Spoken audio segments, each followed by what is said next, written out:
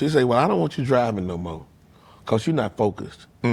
She would always say that she don't want me driving. She wants somebody else to drive for me because I have too much going on in my head. And my uncle Rodney, he'll always be laughing at me, you know, because I'd be on the phone talking, I'd be looking in the back seat and driving. And, yeah. So, as a child, did you feel different? Lord. Did you think you were different? Because you had all these thoughts in your head? Did you talk to any of your friends like, man, I be thinking this? And they... You know, I went to, you know, they put me in an institution for this. You know that, right? That's in my book, right? Yeah. Yeah, they put me in the, I spent some time in one of those things, man, because of... They put you in the 5150 hole. That's a psych hole. Yeah, I was on a hold, but I was in there. And I spent I stayed there a long ass time. Do you remember how old you were? I mean, I was pre-ad, so it had to be 11, 12 years old. So I wasn't quite an adolescent yet. So were you doing things? I mean, what were you doing that they thought that this would benefit you? What was I doing? Yeah. They said that I was manic depressive, and with suicidal tendencies. They thought that I was going to kill myself.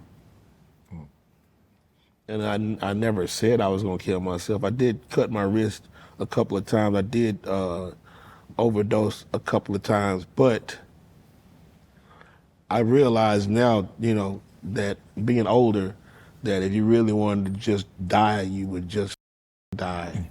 Were you looking for attention? So maybe I was seeking some attention that wasn't there, that has never been there. You know what I mean? And I'm going to say, I say it 1,000 times, but I wasn't controlled. I didn't have parents that'll, you know, stop me from You didn't have doing it. guardrails. You didn't I have didn't have no guardrails. I didn't have no boundaries. You know, my uncles were already grown. You know, you doing what they do. I'm doing what they doing. I'm smoking cigarettes. I'm smoking weed. I got Indian charges. You know what? I smoked crack for the first time in 1983 when the shit was cool. That's at the height of the epidemic. In the 80s, in the beginning? No, that was the cool part in the 80s. Because you had functioning, fiends. And you can't say addicts, man. That's not fiends. Proper. They weren't fiends, they just were users. Right. But you do realize, like, the 80s, that ushered in the crap. No, it ushered it in, but back in the early 80s, it was cool. Trust me. And now in the 80s, now when I got a hold to the shit and started, it wasn't cool no more. Right. That's when the shit started not getting cool.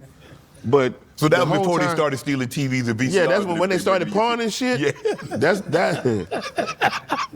That's when my game switched. Right. So I never got hooked on dope.